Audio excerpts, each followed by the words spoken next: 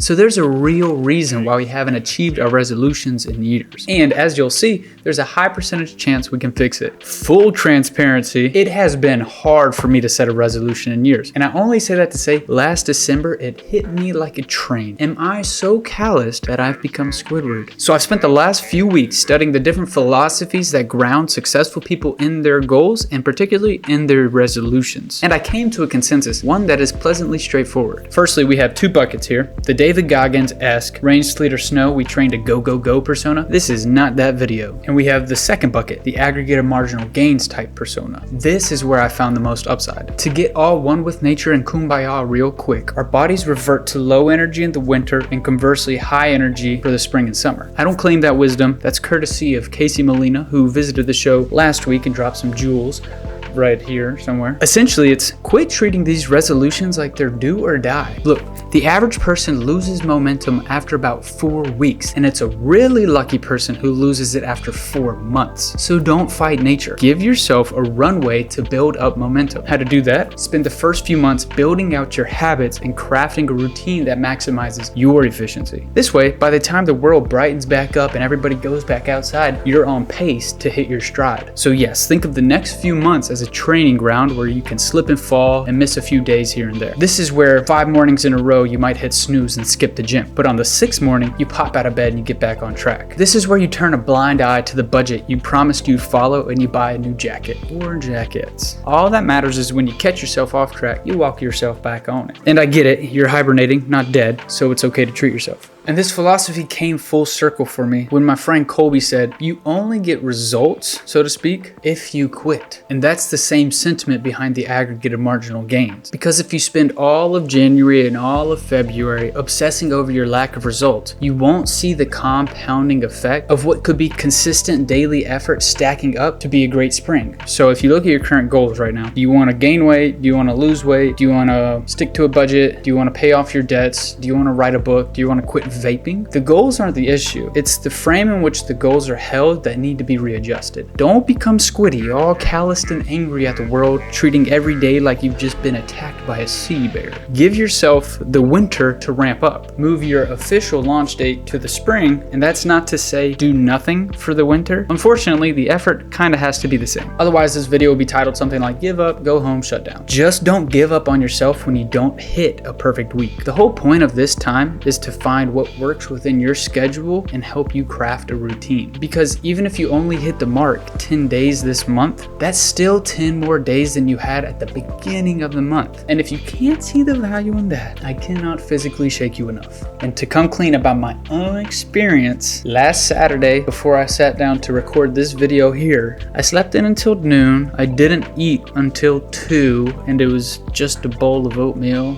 And then I wandered aimlessly around the mall until about 5, and then when I came home, I still didn't want to record. I mean, that's just the way it goes sometimes, really. But on Sunday, I woke up and I gave it the old college try. So thankfully, the good news is you're not alone. I'll be here doing the same old, trying and failing until eventually I try and succeed. Fingers crossed. So if you're looking to stick around and brave the rest of the winter together, by all means, let's get comfortable and let's get dangerous. We'll treat these resolutions like Mike Myers. We might not be particularly fast, but we never stop. And there's something redeeming about never stopping. One step at a time. Who would have thought that a movie from 1978 would be used almost 15 years later to perfectly embody what it means to show up on a daily basis? Mike Myers would. Also, if you want to hear what Casey had to say, the video was centered around regret, but I'll warn you, the video structures back then were much different. That's when I was still telling news stories as if they were ancient parables. It was a fun idea, but Casey pretty much single-handedly saved that video.